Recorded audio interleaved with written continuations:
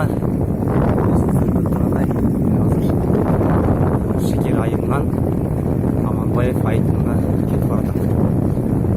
Бұл болсын Шекер менен Аманбаевдың ортасындағы жолда транспорттық жол. Қарасам қанша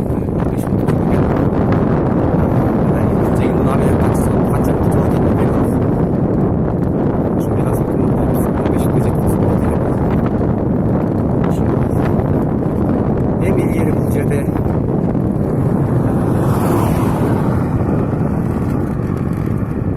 Атарау менен Жәмилға дейміз, Данияр, Сейіт, олардың ұшу Шекер айылынан кейтегі байбат өзі тыршағанға Атарау менен таршып уақытларына көрген емес. Қазір қаншалық техника көрген өсі, транспорт өсі жоқ.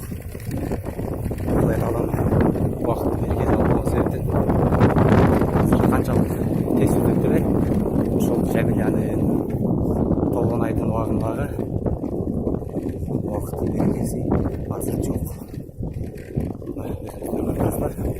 Жол асфальт. Қаншалық жиын болған сайын